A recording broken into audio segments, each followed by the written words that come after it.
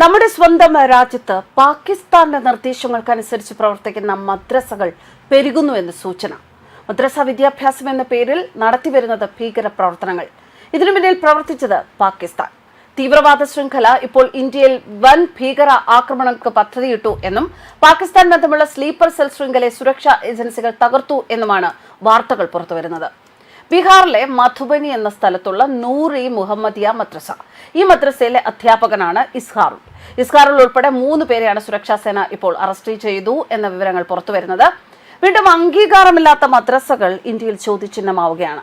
ഇന്ത്യയിൽ വലിയ ഭീകര ആക്രമണങ്ങൾക്കാണ് ഈ സ്ലീപ്പർ സെല്ലുകൾ പദ്ധതിയിട്ടിരിക്കുന്നത്. ഇവർക്ക് പാകിസ്ഥാൻ ബന്ധമുണ്ട്. ഈ സ്ലീപ്പർ സെൽ ശൃംഖലയെ സുരക്ഷാ ഏജൻസികൾ തകർത്തു എന്ന് പറയുമ്പോഴും വേറെ എവിടെയെല്ലാമാണ് ഇത്തരത്തിലുള്ള ശൃംഖലകൾ പ്രവർത്തിക്കുന്നു എന്നതും ചോദ്യമായി തുടരുന്നു. മധ്യപ്രദേശ്, ബീഹാർ ഭീകരവിരുദ്ധ സേനകൾ സംയുക്തമായി നടത്തിയ നീക്കത്തിലാണ് നിർണായകമായ വിവരങ്ങൾ പുറത്തുവന്നത്. ഈ സംഭവവുമായി ബന്ധപ്പെട്ട് ബീഹാറിലെ മധുബനിയിലുള്ള നൂർ-ഇ മുഹമ്മദിയ മദ്രസയിലെ അധ്യാപകനായ ഇസ്ഹാറുൽ ഉൾപ്പെടെ 3 പേരെയാണ് സുരക്ഷാ സേന അറസ്റ്റ് ചെയ്തിരിക്കുന്നത്.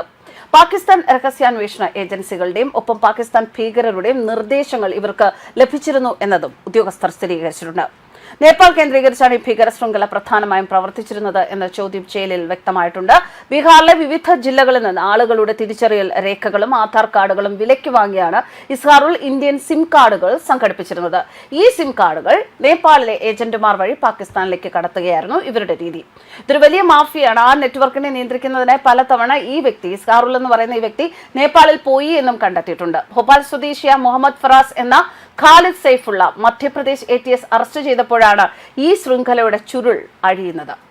മുഹമ്മദ് ഫറാസിനെ വിശദമായി ചോദ്യം ചെയ്തതിൽ നിന്നും ഇയാളുടെ ഫോണിലെ വാട്സാപ്പ് ചാറ്റുകൾ, ഗൂഗിൾ മീറ്റ് വിവരങ്ങൾ എന്നിവ പരിശോധിച്ചതിൽ നിന്നുമാണ് ഉത്തർപ്രദേശിലെ സഹാറൻപൂർ സ്വദേശി നയീം അബ്ദുള്ള, ബീഹാർ സ്വദേശി ഇസ്ഹാറുൽ എന്നിവരുടെ പങ്കാളിത്തം പുറത്തുവരുന്നത്.